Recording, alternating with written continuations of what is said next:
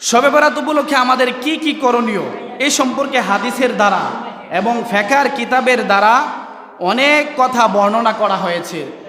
তা থেকে আমরা জানতে পারবো শবে বরাত উপলক্ষে আমাদের সর্বমোট 6টা আমল করার কথা আছে। কয়টা আমল? 6টা আমল করার কথা। এই শবে বরাতের দিন রাত্রে আমরা 6টা আমলের মধ্য দিয়ে আমরা এই রাত্রটা অতিবাহিত করব। সকলে বলুন আল্লাহুম্মা আমিন। কয়টা আমল? কথা বলতে হবে। কয়টা আমল? 6টা আমলের মধ্য দিয়ে। কয়টা আমলের মধ্য দিয়ে? 6টা আমলের মধ্য দিয়ে। আসুন আমরা জেনে নেই। 1 নাম্বার আমল হচ্ছে রাত্রি জাগরণ করা। 1 নাম্বার আমল কি? রাত্র জাগরণ করা। অর্থাৎ রাত্র জাগরণ বলতে বোঝানো হয়েছে এই রাত্রটা জাগ্রত থেকে নফল ইবাদত বন্দেগী করা। সুবহানাল্লাহ বলেন। এই রাত্রটা জাগ্রত থেকে কি করা? নফল ইবাদত বন্দেগী করা। এশারের পর থেকে নিয়ে, কথা খেয়াল করেন, ইশারের নামাজের পর থেকে নিয়ে সুবে সাদিক পর্যন্ত রাত্রটা জাগ্রত থেকে জিকির আজকার করা, তাসবিহ তাহলিল পাঠ করা, বেশি বেশি নফল ইবাদত বন্দেগী করা। সুবহানাল্লাহ। সকলেই দেহের সবটুকুন শক্তি গলার মাঝ বরাবর এনে সে মহান মালিকের একটু শুকরিয়া আদায় করে নেই। আমরা সকলে বলি রব্বানা লাকাল হামদ হামদান কাসীরান তয়্যিবান মুবারাকান ফীহি। আমরা কার প্রশংসা করে নিলাম? প্রশংসা করতে হবে কার? আল্লাহর।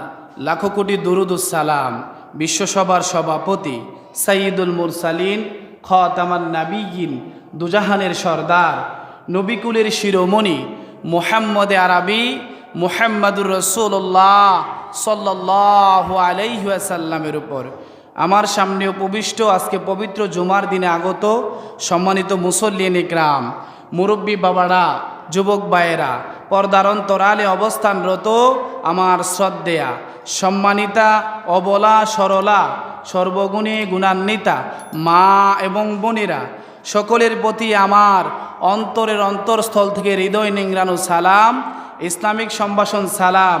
আসসালামু আলাইকুম ওয়া রাহমাতুল্লাহ। সকলে বলুন আল্লাহর ঘর মসজিদে আমরা আসতে পেরে খুশি না বেজার?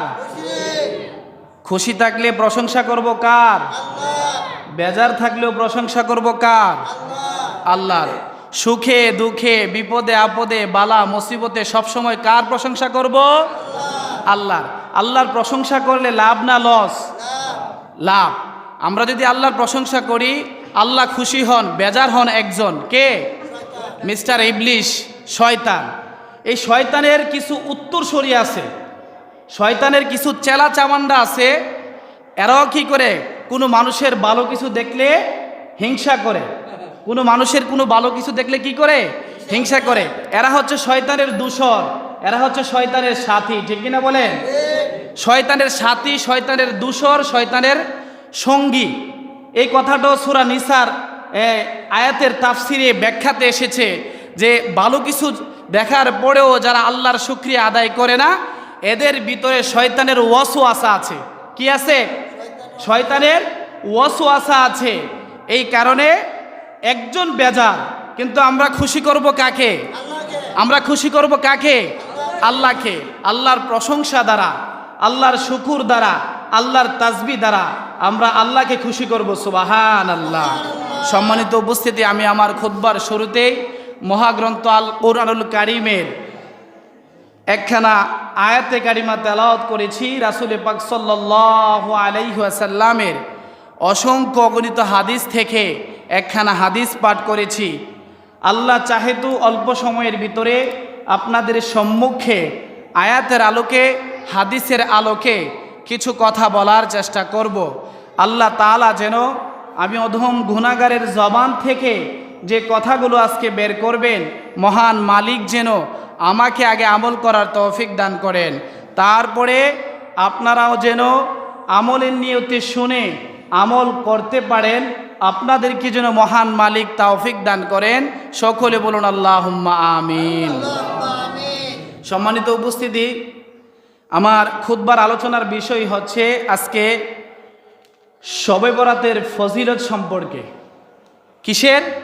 শবে বরাতের ফজিলত সম্পর্কে, এবং এই রাত্রটাতে মুমিন বান্দা বান্দীদের কি কি করণীয় আছে, কি কি করতে হবে, কি কি করা যাবে, কি কি করা যাবে না, এবং ফজিলত সহকারে আমি আপনাদের সামনে কিছু কথা বলার চেষ্টা করব। আল্লাহ তাআলা যেন আমাকে তৌফিক দান করেন। সকলে বলুন আল্লাহুম্মা আমিন। সম্মানিত উপস্থিতি, আসুন আমরা জেনে নেই শবে বরাত। এই শবে বরাত কথাটা এটা বাংলা কথা না। এটা কি না? বাংলা কথা না। শবে বরাত কথাটা হচ্ছে ফার্সি। শবে বরাত শব্দটা কি? ফার্সি শব্দ। এই শবে বরাত শব্দটা হচ্ছে ফার্সি শব্দ। এই ফার্সি শব্দটা শবে বরাত, সব অর্থ হচ্ছে রাত। সব অর্থ কি? রাত। সব অর্থ কি? রাত। আর বরাত শব্দের অর্থ হচ্ছে মুক্তি। সুবহানাল্লাহ বলতেন না? বরাত শব্দের অর্থ কি? মুক্তি। অতএব দুইটা মিলিয়ে কথা বললে এটার অর্থ দাঁড়ায় মুক্তির রাত। সুবহানাল্লাহ বলতেন না? আমি কথাটা কি বললাম? রিপিট। শবে বরাত শব্দের অর্থ হচ্ছে, শবে বরাত শব্দটা ফার্সি শব্দ। কি শব্দ? ফার্সি শব্দ। সব অর্থ রাত আর বরাত অর্থ মুক্তি। দুইটা একসাথে মিলাইলে অর্থ দাঁড়ায় মুক্তির রাত। সুবহানাল্লাহ বলতেন না? এই শবে বরাত উপলক্ষে আমাদের কি কি করণীয়, শবে বরাত উপলক্ষে আমাদের কি কি করণীয় এবং কি কি বর্জনীয়, এই বিষয়গুলো জানা দরকার আছে না? আছে না? আছে না? পশ্চিমা মিডিয়াগুলো যদি, পশ্চিমা অপসংস্কৃতিগুলো যদি, লাল চামড়ার দেশের মানুষগুলো যদি স্টার সানডে, এদের বড়দিন, যিশুদের বড়দিন, এদের অপসংস্কৃতিগুলো যদি বিশ্বের দরবারে এরা ফলাও করে এলান দিয়ে ভাইরাল করতে পারে, তাহলে আমরা কেন আমাদের ইসলামের সৌন্দর্যগুলো আমরা ভিডিওর মাধ্যমে ভাইরাল করতে পারবো না? ঠিক কিনা বলেন? দরকার আছে, এগুলো দরকার আছে। কারণ কারণ কারণ এগুলো ইসলামের সৌন্দর্য। ঠিক কিনা বলেন? শবে বরাত, শবে মেরাজ, শবে কদর, মুহররম, রবিউল আউয়াল, ঈদুল ফিতর, ঈদুল আজহা, এগুলো হচ্ছে আমাদের সংস্কৃতি। ঠিক কিনা বলেন? এগুলো আমাদের কি? সংস্কৃতি। আমাদের সংস্কৃতিগুলো যদি আমরা প্রচার না করি, আমাদের সংস্কৃতিগুলো যদি আমরা প্রকাশ না করি, তাহলে এই বিধর্মীরা এরা এদের ইসলাম ধর্ম ফলাও করে। আপনারা জানেন না, খ্রিস্টান মিশনারি বাংলাদেশে চালু হয়েছে। খ্রিস্টান মিশনারি মানে এরা গোপনে গোপনে দাওয়াত দিয়ে অনেক সরলমনা মুসলমান, ওই যে পার্বত্য চট্টগ্রাম এলাকাতে, মণিপুরি, ওই রকম এলাকাতে আপনার খ্রিস্টান মিশনারি চালু করে এরা বহু মানুষকে খ্রিস্টান বানিয়ে ফেলতেছে, বহু মুসলমানকে, সরলমনা মুসলমানকে খ্রিস্টান বানিয়ে ফেলতেছে। কারণ ওই ইসলাম সম্পর্কে তার সঠিক জ্ঞান না থাকার কারণে। ঠিক কিনা বলেন? ইসলাম সম্পর্কে সঠিক তার জ্ঞান না থাকার কারণে, এই কারণে আমরা আমাদের ইসলামের দিবসগুলো, ইসলামের সৌন্দর্যগুলো আমরা ফলাও করে প্রকাশ করব শরিয়া মোতাবেক। ঠিক কিনা বলেন? না শরীয়তের বাইরে গিয়ে? শরীয়তের বাইরে গিয়ে আল্লাহ রাসূল কি শরীয়তের বাইরে গিয়ে কোনো করতে বলেছেন? কথা বলেন না কেন? করতে বলেছেন না। আমরা শরীয়তের নির্দিষ্ট একটা গণ্ডির ভিতরে থেকে আমরা আমাদের দিবসগুলো উদযাপন করার চেষ্টা করব। আল্লাহ তাআলা যেন আমাদের সকলকে তৌফিক দান করেন। সকলে বলুন আল্লাহুম্মা আমিন। এবার আসেন শবে বরাত উপলক্ষে আমাদের কি কি করণীয়, এই সম্পর্কে হাদিসের দ্বারা এবং ফিকহের কিতাবের দ্বারা অনেক কথা বর্ণনা করা হয়েছে। তা থেকে আমরা জানতে পারবো শবে বরাত উপলক্ষে আমাদের সর্বমোট 6টা আমল করার কথা আছে। কয়টা আমল? কয়টা আমল?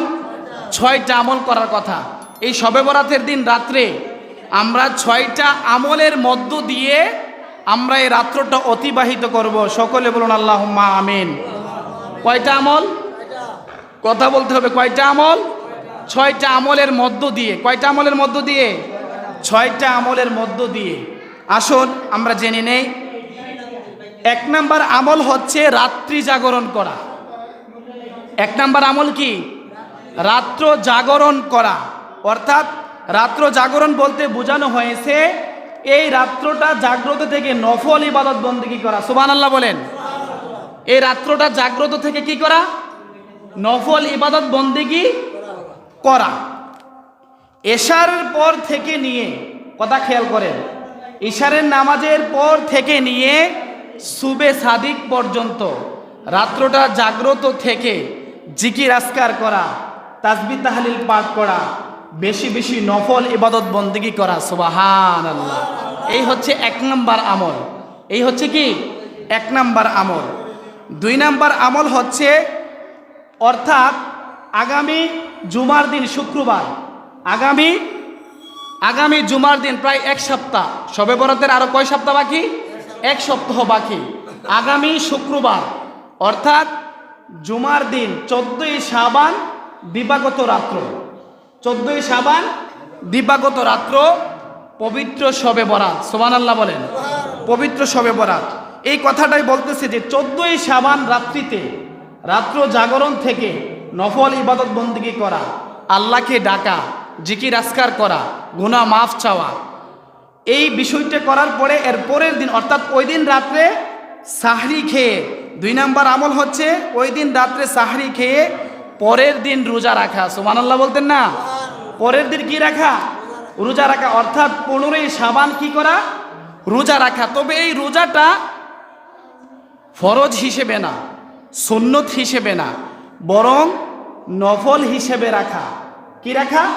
নফল হিসেবে এই রোজাটা রাখা। এটাকে বলা হয় নিসফুস শাবান, অর্থাৎ শাবানের অর্ধ শাবানে এই রোজাটা রাখার অনেক ফজিলত আছে। সুবহানাল্লাহ বলেন। তিন নাম্বার আমল হচ্ছে ওই রাত্রিতে আল্লাহর কাছে গুনাহ মাফ চাওয়া। সুবহানাল্লাহ বলতেন না? আচ্ছা বলেন তো, আমাদের জীবনে কি কোনো গুনাহ নাই? আমরা কি গুনাহ ছাড়া?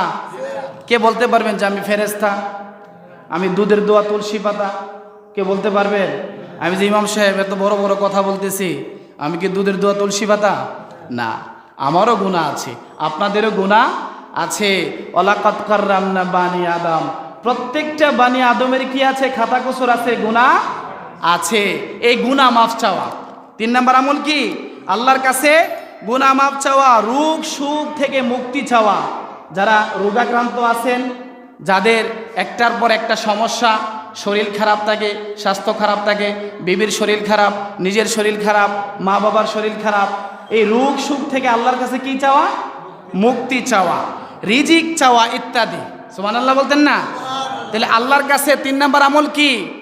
গুনাহ মাফ চাওয়া, রোগ সুখ থেকে মুক্তি চাওয়া, আল্লাহর কাছে রিজিক চাওয়া ইত্যাদি। আরো অনেক কিছু চাইতে পারেন ওই রাত্রিতে। সুবহানাল্লাহ বলেন। তারপরে চার নাম্বার আমল হলো, যারা দুনিয়া থেকে চলে গেছে, যেমন আপনার মা নাই, আপনার বাবা নাই, হ্যাঁ, দাদা নাই, দাদি নাই, নানা নাই, নানি নাই, শ্বশুর নাই, শাশুড়ি নাই, যারা দুনিয়া থেকে চলে গেছে, প্রত্যেকটা মুসলমান নর নারীর জন্য ওই রাত্রিতে দোয়া করা। সুবহানাল্লাহ। ওই রাত্রিতে কি করা? দোয়া করা। পাঁচ নাম্বার আমল হচ্ছে যেটা হাদিস থেকে পাওয়া যায়, যেটা হাদিস থেকে পাওয়া যায় সেটা হচ্ছে রাসূল সাল্লাল্লাহু আলাইহি ওয়াসাল্লাম নিসফুস শাবান অর্থাৎ 14ই শাবান দিবাগত রাত্রে রাসূল পাক সাল্লাল্লাহু আলাইহি ওয়াসাল্লাম জান্নাতুল বাকিতে গিয়েছিলেন কবর জিয়ারতের জন্য। সুবহানাল্লাহ। এটা একেবারে অখ্যাত দলিল দ্বারা প্রমাণিত। শবে বরাত এরকম ভাবে 11 থেকে 14 জন সাহাবী স্পষ্ট বর্ণনা করেছেন। সুবহানাল্লাহ। তাহলে এই রাত্রিতে আমরা যেটা পাইলাম, কবরস্থান জিয়ারতে যাওয়া, কবরস্থান জিয়ারতে যাওয়া। এখানে একটা ঘটনা আছে। এই ঘটনাটা হচ্ছে রাসূল পাক সাল্লাল্লাহু আলাইহি ওয়াসাল্লাম উনি ঘরে আসলেন, আসার পরে ওনার পরনের কাপড় খুললেন, অর্থাৎ গায়ের জামাটা খুলে আম্মাজান আয়েশার পাশে শয়ন হইলেন, শুইলেন। আবার সাথে সাথে উনি উঠে গেলেন, উঠে আবার জুব্বা মুবারক কিংবা ওনার জামা মুবারক পরে উনি আবার ঘর থেকে বের হয়ে গেলেন। বের হয়ে উনি জান্নাতুল বাকিতে চলে গেলেন। সুবহানাল্লাহ বলেন। উনি জান্নাতুল বাকিতে চলে গেলেন। এদিক দিয়ে আম্মাজান আয়েশা সিদ্দিকা রাদিয়াল্লাহু তাআলা আনহা ভাবতেছেন যে আম্মাজান আয়েশার মনে শয়তান ওয়াসওয়াসা দিতেছে। আম্মাজান আয়েশার মনে একটা সন্দেহ চলে আসলো। সন্দেহটা কি? আমার রাসূল পাক সাল্লাল্লাহু আলাইহি ওয়াসাল্লামের 11 জন বিবি ছিল। কয়জন? 11 জন বিবি ছিল। আম্মাজান আয়েশা মনে করছে আমার রাসূল বুঝি আয়েশার ঘর থেকে অন্য কোনো বিবির ঘরে চলে গেছে কিনা। এটা ওনার ভিতরে কি আসলো? সন্দেহ আসলো। স্বাভাবিক, কারণ শয়তান প্রত্যেকটা মানুষের সাথেই কি আছে? একজন করে শয়তান আছে।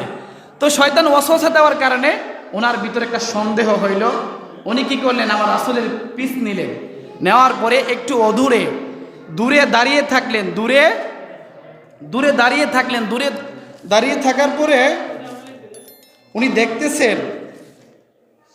উনি দেখতেছেন যে আম্মাজান রাসূল পাক সাল্লাল্লাহু আলাইহি সাল্লাম জান্নাতুল বাকিতে গিয়ে দুইটা হাত আসমানের দিকে উত্তোলন করে সমস্ত মুমিন মুমিনার জন্য, সমস্ত নরনারীর জন্য, শহীদদের জন্য আমার রাসূল কান্না বিজড়িত কণ্ঠে 2 ফোঁটা চোখের পানি ফেলে জান্নাতুল বাকিতে রাসূল দাঁড়িয়ে দুইটা হাত তুলে আল্লাহর কাছে কান্না করতেছে আর দোয়া করতেছে। সুবহানাল্লাহ। এটা কোন রাত? নিসফু শাবান, অর্থাৎ শাবান মাসের অর্ধরাত, 14ই শাবান দিবাগত রাত্রে জান্নাতুল বাকিতে আমার রাসূল দুইটা হাত তুলে কি করতেছেন? দোয়া করতেছেন, কান্না করতেছেন, উম্মতের জন্য গুনাহ মাফ চাইতেছেন, উম্মতের জন্য দোয়া করতেছেন। সমস্ত মুমিন মুমিনাত, মুমিন মুসলিমাত, নর নারী, শহীদদের জন্য আল্লাহ রাসূল দোয়া করতেছেন। একটু দূরেই আম্মাজান আয়েশা সিদ্দিকা রাদিয়াল্লাহু তাআলা আনহা দাঁড়িয়ে আছেন।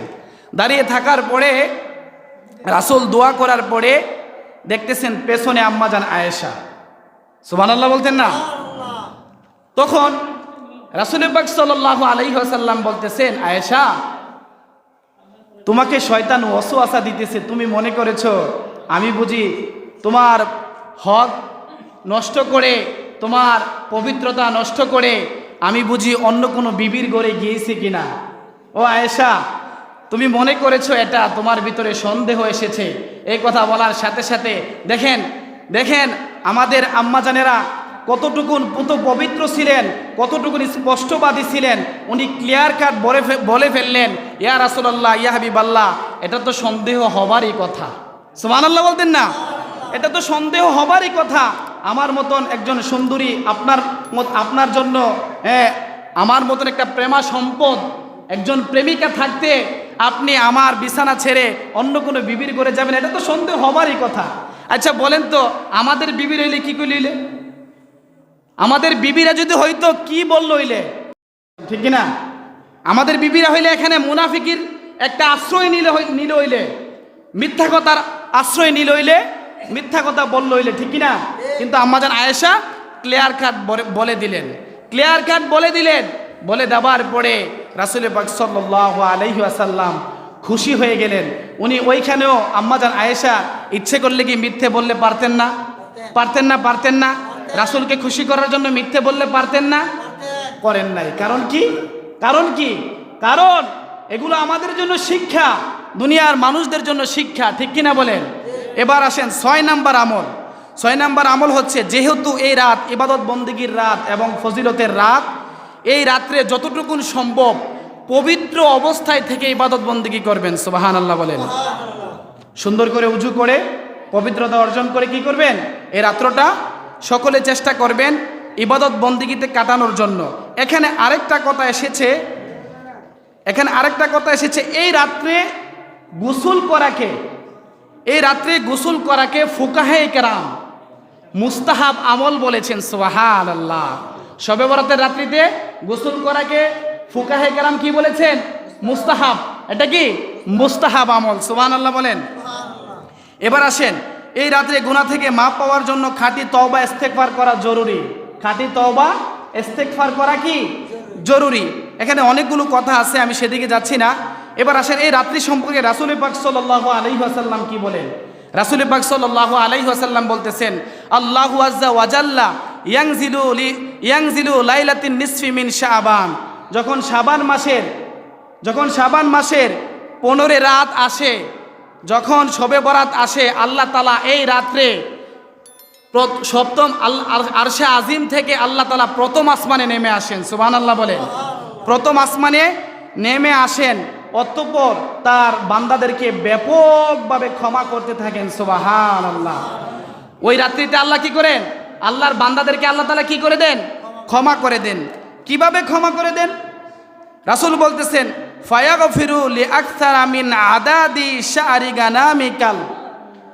কত সংখ্যক লোককে আল্লাহ তাআলা নিসফু শাবান অর্থাৎ 14 শাবান দিবাগত রাত্রে আল্লাহ কত সংখ্যক লোককে ক্ষমা করেন, এটার পরিমাপ করার কোনো নির্দিষ্ট কি নাই, অবস্থা নাই। তৎকালীন যুগে বনু কাল, এই যে দেখেন আমি আমার হাদিসের মধ্যে কথাটা বলছি, গানামি কাল, বনু কাল গোত্রের লোকেরা তৎকালীন সময়ে তৎকালীন যুগে ওনারা প্রচুর পরিমাণে বকরি পালন করত, বকরি লালন পালন করত।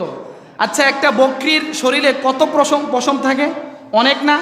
অনেক পশম থাকে, অনেক পশম থাকে। রসুল বলেন, এই রাত্রটাতে যারা জাগ্রত থেকে ইবাদত বন্দেগী করবে, বনু কাল গোত্রের বকরির শরীরের মধ্যে গায়ের মধ্যে যত পশম আছে, ওই পশমের চাইতে সমপরিমাণ কিংবা এর চাইতে বেশি সওয়াব আল্লাহ তাআলা তার বান্দার আমল নামার মধ্যে লিখে দিবেন। সুবহানাল্লাহ। আল্লাহ তাআলা তার বান্দার আমল নামার মধ্যে লিখে দিবেন।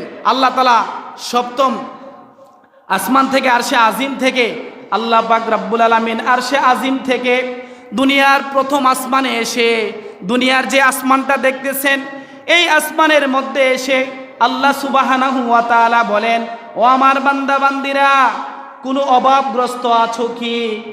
আমি তোমার অভাব দূর করে দেব, তুমি আমার কাছে চাও। কোনো অভাব অনটনের মধ্যে তুমি আছো কি? আমি আল্লাহর কাছে তুমি অভাব অনটনের জন্য দোয়া করো, আমি আল্লাহ তাআলা তোমার অভাব দূর করে দেব।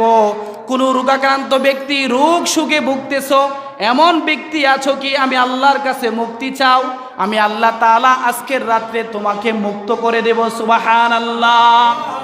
এইভাবে আল্লাহ সুবহানাহু ওয়া তাআলা ইশারের পর থেকে শুরু করে দুনিয়ার আসমানে এসে হাত্তা মাতলাইল ফাজার অর্থাৎ ফজর পর্যন্ত আল্লাহ তাআলা এক একটা বিষয় উল্লেখ করে করে তার বান্দা বান্দিদেরকে আল্লাহ সুবহানাহু ওয়া তাআলা ডাকতে থাকেন। সুবহানাল্লাহ। আল্লাহ ডেকে ডেকে বলেন, কোনো অভাবগ্রস্ত আছো কি? আমি আল্লাহর কাছে চাও, আমি আল্লাহ তাআলা তোমার অভাব দূর করে দেব। তোমার অভাব অনটন আমি আল্লাহ তাআলা দূর করে দেব। তোমার যত সমস্যা আছে আমি আল্লাহর কাছে চাও, দোয়া করো, আমি আল্লাহকে ডাকো, আমি আল্লাহ তাআলা তোমার সমস্যাগুলো দূর করে দেব। কোনো রিজিক প্রাপ্ত বান্দা আছো কি? আমি আল্লাহর কাছে রিজিক চাও, আমি আল্লাহ তাআলা তোমার রিজিক দিয়ে দেব, তোমাকে রিজিক দিয়ে পরিপূর্ণ করে দেব। সুবহানাল্লাহ। তাইলে এই রাত্রতে আল্লাহ তাআলা প্রথম আসমানে এসে তার বান্দাদেরকে ডাকতে থাকেন। এখন যদি আমরা ঘুমিয়ে থাকি, এই রাত্রটাতে যদি আমরা ঘুমিয়ে থাকি, তাহলে আমরা এত বড় বরকত থেকে বঞ্চিত হব না? এই কথা বলেন, এত বড় বরকত থেকে আমরা কি হব? বঞ্চিত হব না? হব। এই কারণে আরো কিছু হাদিসের মধ্যে এসেছে, এই রাত্রে যতটুকু সম্ভব বেশি বেশি কি করবেন? নফল ইবাদত বন্দেগী করবেন, নফল নামাজ পড়বেন, বেশি বেশি নফল নামাজ পড়বেন। 2 নম্বরে পরের দিন রোজা রাখবেন। 3 নম্বরে এই রাতে দোয়া করা, সমস্ত বিপদ আপদ বালা মুসিবত থেকে আল্লাহর কাছে কি করা? দোয়া করা। এই দোয়াটা এমনভাবে করতে হবে, আল্লাহর কাছে গুনাহ মাফ চাইতে হবে এমনভাবে, যেমনিভাবে মানুষ তওবা করার পর খারাপ পথ থেকে, অবৈধ পথ থেকে আল্লাহর দিকে ফিরে আসে, ঠিক কিনা বলেন? আল্লাহর দিকে ফিরে আসে, এমনিভাবে আমরা জিকির আজকার দিয়ে, ইবাদত বন্দিগি দিয়ে, নফল ইবাদত বন্দিগি দিয়ে আমরা সকলেই চেষ্টা করব এই রাত্রটাকে অতিবাহিত করার জন্য, ঠিক কিনা বলেন? এই রাত্রটাকে অতিবাহিত করার জন্য। তবে এখানে আরো কিছু কুসংস্কার, কুপ্রথা আছে, যেগুলোকে কেন্দ্র করে আমাদের মাঝে কিছু মানুষ আছে যারা এই রাত্রটাকে কেন্দ্র করে আতশবাজি ফুটায়। কি ফুটায়? আতশবাজি ফুটায়। বিভিন্ন ধরনের গান বাজনা, বিভিন্ন ধরনের বেহায়াপনা, এগুলো দিয়ে এই রাত্রটাকে উদযাপন করে। এটা কি ইসলামের সংস্কৃতি? এই কথা বলেন, এগুলো কি ইসলামের সংস্কৃতি? না। এই রাত্রটা হচ্ছে কি? ইবাদত বন্দিগির রাত। আমরা ইবাদত বন্দিগি করব, জিকির আজকার করব, কোরআন তেলাওয়াত করব, কবরস্থান জিয়ারত করব, দোয়া করব, তওবা করব, সাহরি খেয়ে ঘুমিয়ে যাব, পরের দিন রোজা রাখবো। এটাই হচ্ছে এই রাত্রির ফজিলত, মাহাত্ম্য, মর্যাদা। ঠিক কিনা বলেন? না এর বাইরে যাব? এর বাইরে যাব আমরা না। কারণ রাসূল পাক সাল্লাল্লাহু আলাইহি ওয়াসাল্লাম উনি শরীয়ত যেভাবে দেখিয়ে গেছেন, রাসূল পাক সাল্লাল্লাহু আলাইহি ওয়াসাল্লামের আদর্শের ভিতরে থেকেই, শরীয়তের ভিতরে থেকেই আপনাকে কি করতে হবে? এই কাজগুলো করতে হবে। ঠিক কিনা বলেন? ঠিক কিনা বলেন? তাইলে আমরা সবাই রাজি আছি তো এই রাত্রটা আমরা ইবাদত বন্দেগীর মধ্যে কাটাবো?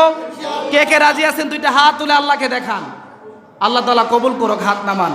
আল্লাহ তাআলা যেন আমাদের সকলকে রজব শাবানের বরকত দান করেন, আমাদের সকলের হায়াত রিজিককে যেন আল্লাহ সুবহানাহু ওয়া তাআলা রমজান পর্যন্ত পৌঁছায় দেন। সকলে বলুন আল্লাহুম্মা আমিন। এই বলে আমি আমার বক্তব্য এখানেই শেষ করে দিলাম। ওমা আলাইনা ইল্লাল বালাগ। আসসালামু আলাইকুম ওয়া রাহমাতুল্লাহ।